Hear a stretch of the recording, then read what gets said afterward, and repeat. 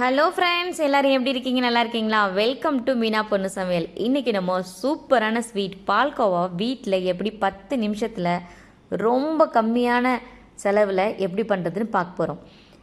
இன்னும் நீங்கள் channel subscribe பண்ணலாம், சப்ஸ்கிரைப் பண்ணுங்கள். பக்கத்தில் இருக்க பெல் பட்டனை ப்ரெஸ் பண்ணுங்கள். வாங்க வீடியோக்குள்ளே போகலாம். இதுக்கு ஃபஸ்ட்டு நம்ம 1 கப் பால் பவுடர் எடுத்துக்கணும்.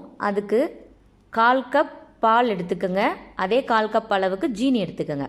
ஃபஸ்ட்டு 1/4 கப் அளவு பாலை ஒரு சட்டியில் ஊற்றுங்க. அதோட பால் பவுடரையும் கலந்துடுங்க.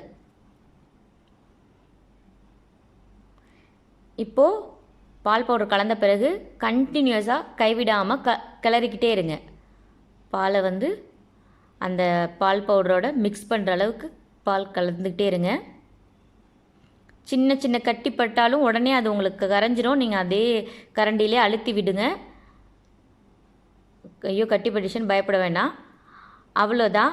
ஒரு 3 to 4 மினிட்ஸ்லேயே இந்த ஸ்டேஜுக்கு வந்துடும் பால் அந்த பவுடரோடு சேர்ந்து. அந்த டைமில் ஒரு ஸ்பூன் நெய்யை ஆட் பண்ணிக்கோங்க. நெய்யை ஆட் பண்ணி நல்லா இந்த மாதிரி ஓரத்தில் வர அந்த பிடிக்குது இல்லையா, அது எல்லாத்தையுமே எடுத்து விடுங்க அப்பப்போ.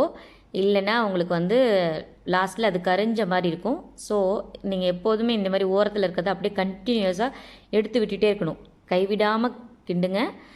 மேக்ஸிமம் ஒரு மீடியம் ஃப்ளேமில் வச்சுக்கோங்க. ரொம்ப லோவாக வச்சுக்கோன்னா, ரொம்ப ஹைட்டாக வச்சுக்கோன்னா மீடியம்லேயே வச்சு பண்ணுங்கள். இந்த ஸ்டேஜில் சுகர் ஆட் பண்ணிவிடுங்க.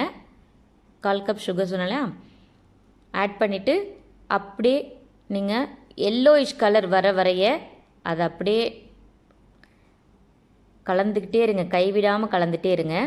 அந்த ஓரத்தில் பிடிச்சிருக்கிறது எல்லாமும் அதிலே இந்த இதில் வந்துடும் பாருங்கள். இப்போது நீங்கள் லைட்டாக எடுத்து விட்டிங்கன்னா போதும், வந்துடும். அவ்வளோதான். இந்த ஸ்டேஜ் வந்தாலே இன்னும் 2 மினிட்ஸில் உங்களுக்கு கலர் சேஞ்ச் ஆகி பால்கோவா ரெடி ஆகிடும். அவ்வளோதாங்க.